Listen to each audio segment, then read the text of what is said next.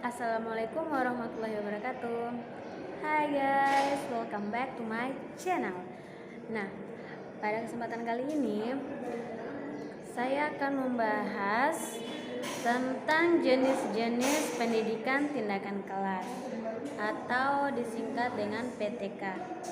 Nah, apa saja sih jenis-jenis PTK ini? Nah, dan tahu? Dalam jenis-jenis PTK ini ada 4 jenis. Yang pertama ada PTK diagnosis, kedua ada partisipan, ketiga empiris, dan yang keempat adalah eksperimental. Oke, kita upas satu persatu. Yang pertama, penelitian tindakan kelas diagnostik. Nah, penelitian tindakan kelas diagnostik ini adalah penelitian yang dirancang dalam menuntun peneliti ke arah satu tindakan, di mana dalam hal ini peneliti mendiagnosa atau mendalami situasi yang terdapat dalam latar penelitian.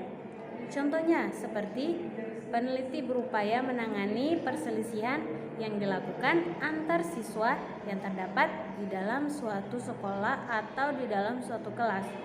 Jadi, peneliti ini melakukan penelitian yang dimana dia berupaya untuk menangani masalah yang terjadi di dalam sekolah atau di dalam kelas. Yang kedua, contoh yang kedua, menangani pertengkaran yang terjadi di sekolah atau di kelas.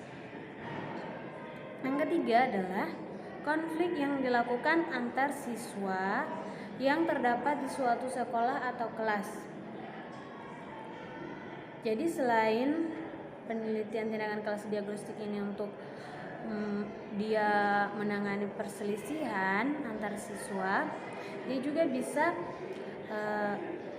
menjadi suatu bahan untuk dilakukan penelitian terhadap konflik yang terjadi di sekolah tersebut atau di kelas yang terjadi permasalahan tersebut. Kemudian kita lanjut ke penelitian tindakan kelas yang kedua, yaitu penelitian tindakan kelas partisipan. Nah, apa itu penelitian tindakan kelas partisipan? Nah, penelitian tindakan kelas partisipan adalah penelitian yang apabila orang yang melaksanakan penelitian itu terlibat langsung dalam proses penelitian sejak awal hingga dengan hasil penelitian berupa penyusunan laporan. Dengan demikian, sejak perencanaan penelitian, peneliti senantiasa terlibat dalam penelitian tersebut. Selanjutnya, peneliti memantau, mencatat, dan mengumpulkan data, lalu kemudian menganalisa data serta berakhir dengan melaporkan hasil penelitiannya.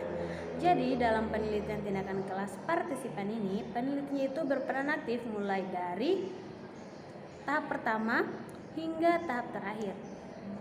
Contohnya seperti apa? Nah, contohnya itu adalah misalnya penelitian ini dilakukan oleh seorang guru. Nah, keterlibatannya itu secara langsung dan terus-menerus sejak awal hingga dengan akhir dari penelitian. Yang ketiga. Nah, yang ketiga itu apa? Yang ketiga itu adalah pendidikan tindakan kelas empiris. Nah, mungkin pernah dengar pendidikan tindakan kelas empiris ini seperti apa? Nah, jadi penelitian tindakan kelas empiris ini adalah suatu penelitian yang dilakukan dengan cara merencanakan atau melaksanakan, mencatat pelaksanaan dan mengevaluasi pelaksanaan mulai dari luar arena kelas.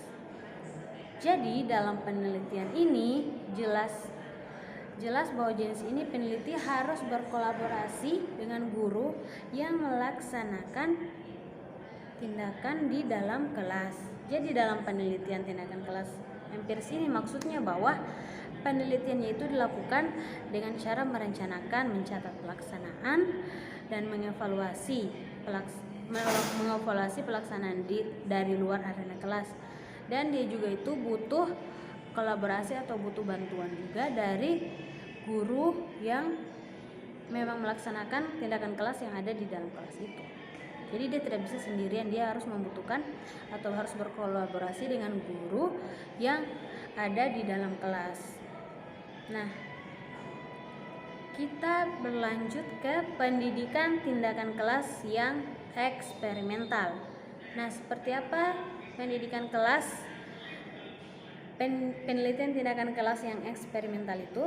Nah, penelitian tindakan kelas eksperimental adalah penelitian yang diselenggarakan oleh peneliti ataupun guru berupaya menerapkan berbagai macam pendekatan atau model, metode, ataupun strategi pembelajaran secara efektif dan efisien di dalam suatu kegiatan belajar mengajar. Nah, di dalam kaitannya dengan kegiatan belajar mengajar, dimungkinkan lebih dari satu strategi atau teknik yang digunakan untuk mencapai suatu tujuan instruksional. Nah, jadi maksudnya itu adalah dalam penelitian tindakan kelas eksperimental itu, seorang peneliti itu atau seorang guru itu wajib menyiapkan semacam model, metode atau strategi pembelajaran itu harus lebih dari satu. Nah, tujuannya itu apa? Supaya kegiatan atau proses belajar mengajar itu bisa terlaksana secara efektif dan efisien sehingga mencapai tujuan yang instruksional. Nah, dengan diterapkannya pendidikan tindakan kelas eksperimental ini diharapkan peneliti ini dapat menemukan cara mana yang paling tepat dan paling efektif dalam rangka untuk memenuhi atau mencapai tujuan pengajaran. Nah, jadi maksud dari penelitian tindakan kelas eksperimental ini, nah, ini diterapkannya ini tujuannya yaitu supaya diharapkan para peneliti itu bisa menemukan cara apa sih yang paling cocok atau paling efektif digunakan untuk mencapai tujuan pengajaran.